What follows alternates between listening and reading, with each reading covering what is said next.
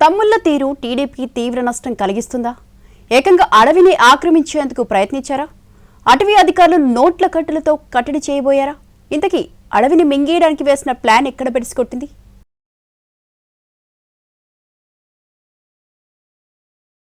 కర్నూలు జిల్లాలో టీడీపీ నేతలు కార్యకర్తలపై ఆరోపణలు వెల్లువెత్తుతున్నాయి. ఇసుక, మట్టి, రేషన్ బియ్యం అక్రమ రవాణాలో ఆరితేరిపోయారనే విమర్శలు వినిపిస్తున్నాయి.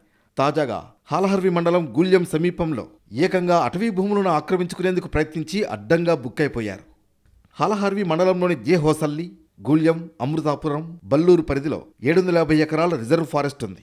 ఈ భూములపై టీడీపీ నేతల కన్నుపడింది. ఇందులో ఇసుక దిబ్బలతో పాటు వ్యవసాయ యోగ్యమైన భూమి ఉంది. దీంతో ఆ భూముల్ని ఆక్రమించి సొమ్ము చేసుకోవాలని భావించారు. రాత్రి వేళల్లో భారీ యంత్రాల సాయంతో డొంకతో పాటు తాటి చెట్లను తొలగించడం ప్రారంభించారు. తొలి రోజు 10 జేసీబీలు, రెండో రోజు 6 జేసీబీల సాయంతో జంగిల్ క్లియరెన్స్ చేపట్టారు. అటవీ అధికారులకు సమాచారం అందడంతో ఘటనా స్థలానికి చేరుకున్నారు. 6 జేసీబీలను సీజ్ చేశారు. జేసీబీల డ్రైవర్లతో పాటు మరో 2 అరెస్ట్ చేశారు అధికారులు.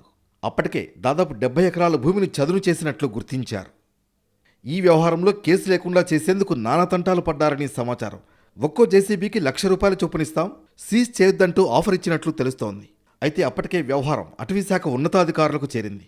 దీంతో అటవీ భూములను చదును చేయడం వెనక గల కీలక నేతలను కాకుండా వాళ్ల బంధువులను మాత్రమే కేసులో చేర్చినట్లు తెలుస్తోంది.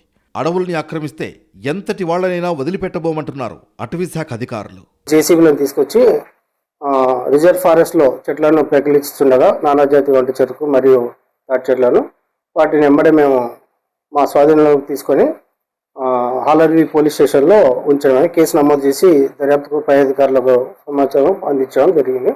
కేసు దర్యాప్తు జరుగుతుంది. అది దాదాపుగా 280 హెక్టార్లు ఉంది. గూళ్యం RF1 మొత్తం 8 మంది మీద రాసాము. అందులో 2 వ్యక్తులు ప్రధానంగా పాండురంగ, గాదిలింగప్ప జేసీబీ వాళ్ళని బాడీకి పెంచుకున్నారు. మొత్తానికి ఫారెస్ట్ అధికారుల అప్రమత్తత వల్ల 100 ఎకరాల అడవిని, అపారమైన సహజ వనరులు ఆక్రమణకు గురికాకుండా కాపాడగలిగారు. అడవిని మింగేయడానికి తమ్ముళ్ళు చేసిన ప్రయత్నానికి బ్రేక్ పడింది.